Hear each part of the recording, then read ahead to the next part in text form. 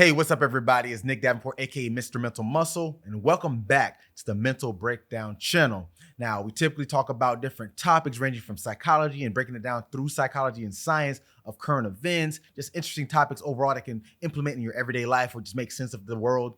Now, today we're going to do a Q&A. I did one about a few months ago that went pretty well, got good feedback and some very interesting questions. So I put on my Instagram some more questions they shot at me. So we're going to go over those today. And without further ado, let's just get into it.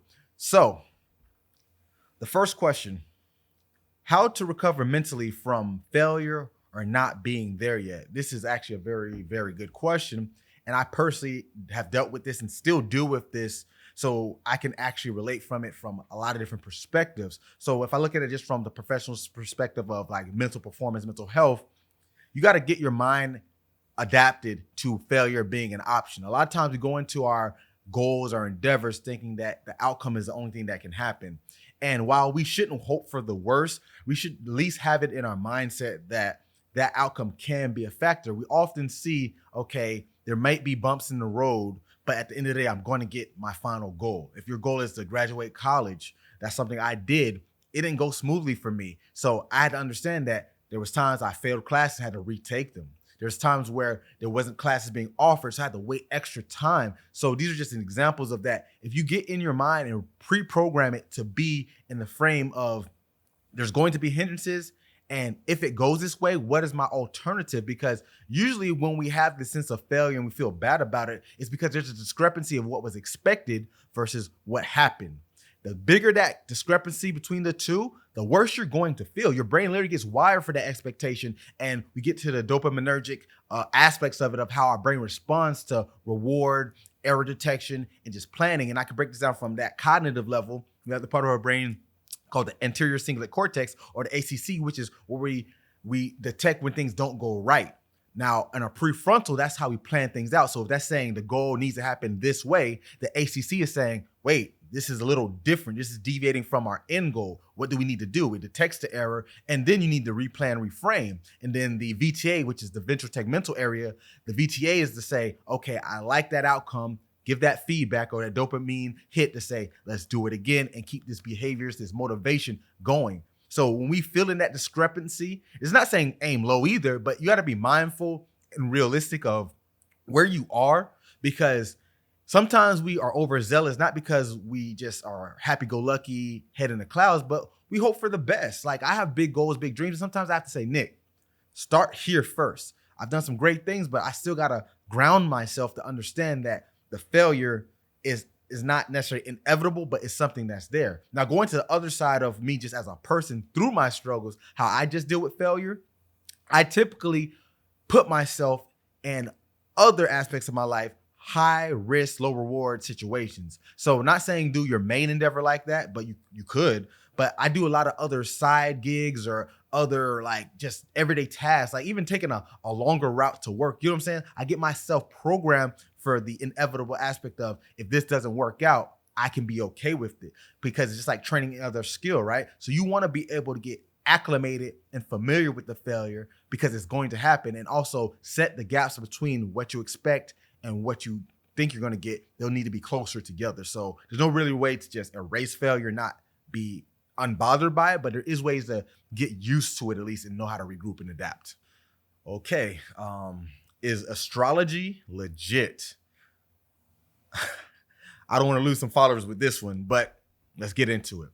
So astrology, if you're not familiar with astrology is, it's the study of the different celestial stars and different aspects of astronomy and how it plays into our everyday life based on the position of the sun, the moon, the planets.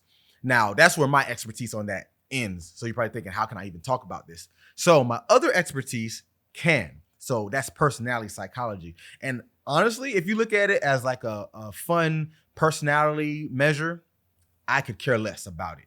But if you go to the point where it's like, I live my life by the signs and what they mean and what I think it should be and how my daily life should be, that's where I think is a fine line that we should draw. Because I know for a fact that the signs were based on something thousands of years ago, and how we make sense of the world, whether it be through science, history, math, it's basically based on what we're doing in that moment in human history. As a group, collectively, humans are geniuses, but we gotta like adjust for the fact that these were different times. Like, why is mythology not really a thing anymore? Explained a lot of things, gave us reasons, but they didn't really make sense now that we understand the actual reason why the sun rises or the waves and all that good stuff. So back to astrology. The reason I say that if you go beyond just a fun way to talk about personality traits, because personality psychology does talk about this. There's trait theory and there's type theory. So astrology would be more so of a type theory. With type theory, it's an all or nothing. Because when you talk about astrology, they say Scorpios are this, Sagittarius are that, Geminis are this, and it's limiting to those features of that given sign. Now people say, well, what if you have different traits? Then they'll explain it through, oh, well, that's a rising sign or the moon sign, whatever it is. And I get that because it's kind of adapting to that we do have multiple traits about ourselves. But a trait theory is a spectrum where you can range on one side or another. So we look at something like the big 5-factor model theory.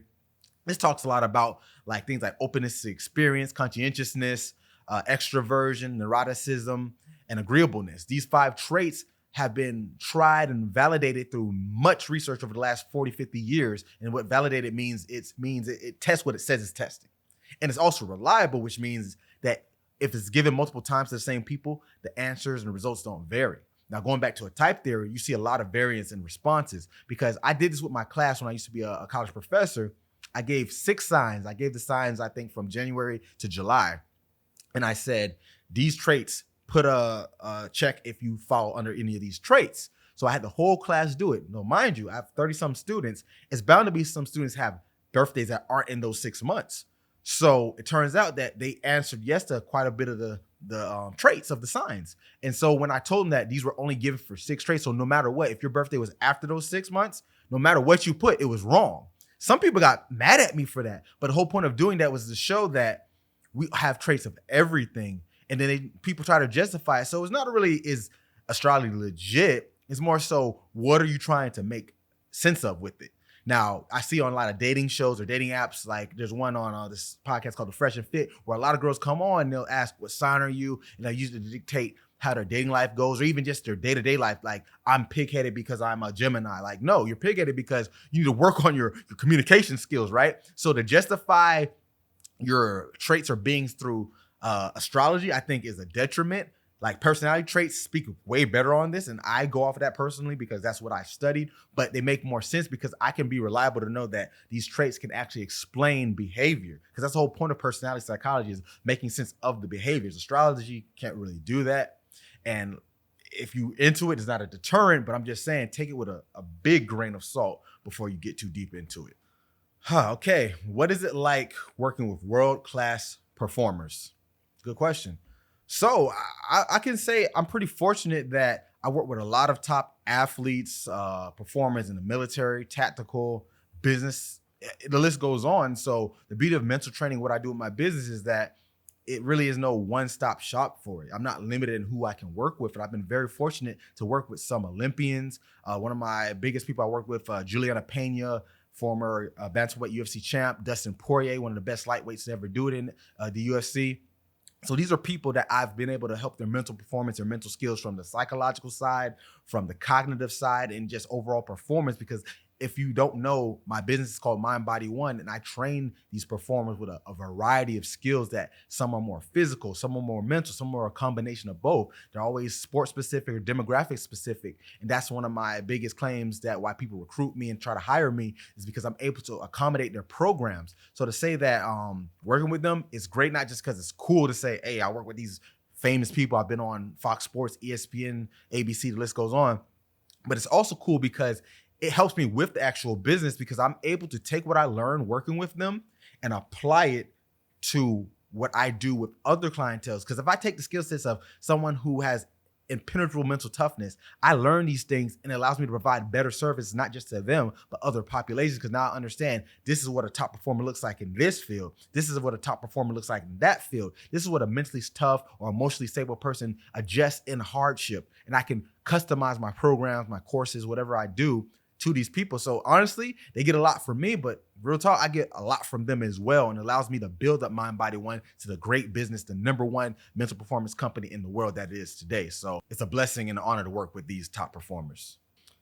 All right, the last question. Is there any money in doing what you do? Like, is this profitable? And I had a little thinky smiley face.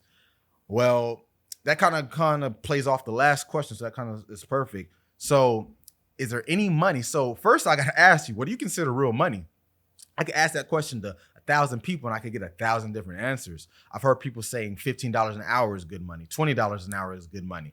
I have people I work with where hourly is not even a conversation. It's basically how much does it take for me to show up? So I've seen the spectrum. And me personally, with my business, I have different revenue streams. So I do have things where I'm paid per session, but I do contracts and gigs where it's overtime, organizational. So I have different rates. It just depends. So to answer your question, is it good money? I would say yes, mostly because it's money I make from surely what I do and my expertise. I went to college for 4 years undergrad, 2 to 3 years grad, and some years doctoral, which I didn't finish the doctoral, but I did get my master's. So to say that I make money off of something not only is my expertise and I went to school for, because a lot of people don't get to make money in their actual field and they just got a degree just to say it. I get to use everything I learned in those degrees every single day, and I think that's amazing. But far as the actual financial, is it profitable? I'm being real with you. It's profitable, but dependent on the revenue stream. So like, for example, I mentioned I have multiple ones. So one revenue stream is my business to client working as a service provider to my athletes, soldiers, law enforcement, students, whatever it may be. So that depends because I have overhead. I'm in my facility where I shoot these episodes. So depending on that, I may be able to, cover my costs here. So that's not really profitable by the actual definition, because profit means making more than you expend. So if I make enough to keep this going with the actual facility, as well as the expenditures with my website and all the other things that go with that, that's a few $1,000s, then yes, I'm profitable. But if I add in the other revenue streams, like say, for example, I have contracts with organizations like Aetna Insurance. They're one of the top insurance providers, and how I work with them, I actually get booked as a vendor to either do events for wellness, to just spread the word of what I do and even solicit some of my service and ebooks and other learning material. But also I get booked to be a consultant, and I create programs. I do workshops, webinars, and that's more lucrative than just a wellness event. So you see how that in itself is like 2 or 3 revenue streams. And that's a way to make money through that, because I always tell people, as an entrepreneur, your business can't be one dimensional when it comes to generating revenue, because what happens when that one stream slows down? Because let's say both are going, I'm definitely going to do good that month. But let's say one slows down, I'm not getting as many in-person clients because, with my athletes, seasons come and go. With fighters, their fights not very standardized. Or if it's my law enforcement, it just depends. So I have to have another stream. So with my, that gig with Aetna is pretty good, because now I'm able to book different gigs with them that are not as recurring as my day-to-day work, but it's definitely good contracts. Then also I do my webinars, I do my courses. So that's a more of a standalone revenue stream that doesn't require me to do much, because once the course is done, it's just a matter of promoting it and selling it, but the content's always there. It's on demand, so they can always access it. It doesn't really need me to do anything. That's that passive income too. So you need that as well. So I know I'm talking about a lot of different things, because those things I just mentioned aren't specific to the mental training industry, but they definitely have relevance to my business. But if you want to go more specific to the mental training industry, I'll be honest, it's not a very easy market to get into, because just mental health as itself, like if you see a therapist, things of that nature, that's already, a burgeoning market. People are paying for that service and it's growing. So that's the thing. But what I do is not therapy. I'm a mental skills consultant. So I work more on the actual practical mental skills that help you perform in the moment, more so than a therapeutic or even clinical session. I did that as a student when I was doing my doctorate, but I didn't finish, so I'm not a licensed psychologist. But I do applied psychology consulting, where I take some of those premises along with the performance side and make it make sense for whoever I'm dealing with, whether it be an athlete, student, law enforcement, whoever. And that market is starting to grow. And then even my unique take, which is super burgeoning industry, that combination, there's really not much money in that. That's why I have to have the other streams. And now I'm building my app. So I have my hands in a lot of pots. So to answer your question, I guess, yes, it's profitable, but you got to go out and get it. This is not a sit down and watch the money roll in type of gig. If you want to be a leader in the mental performance field, like myself, I'm one of the leaders, not just because I'm good at what I do, but I work very, very hard. I'm talking about 15-hour days regularly. I might do 100 hours a week, depending on the week. And not all of them are paid. As an entrepreneur, you're doing a lot of work because you have to do back end stuff. So at the end of the day, the trade-off, pick your poison. If you want a 9 to 5, there's work you can do in this industry with that, definitely. And I have people who have done that, because the private practice is hard, but also if you really truly want it and love this, you can get into this field. You can check out my courses. I'm releasing several new things. The app's coming soon, new products. So check that out soon. I'll put links in the bio for that, of course. And yeah, so all in all, money is great. I'm looking to make it, and I want to be very successful in the financial sense, along with my ability to, do what I do. So at the end of the day, yeah, it's great stuff. All right, guys, it was great Q&A, some great questions. I was glad to answer them. Hopefully they can be of some help and you learn some more about me and what I do, just a little different from my other videos. And stay tuned for more of that content. I'm gonna keep putting those out. So we'll get back on. I had a little hiatus over the last few weeks. A lot of things working on the business end of my Mind Body One company. So look for more things to start coming out after this video. And thanks as always. Make sure you like, comment, share, and subscribe. And always get your mind right.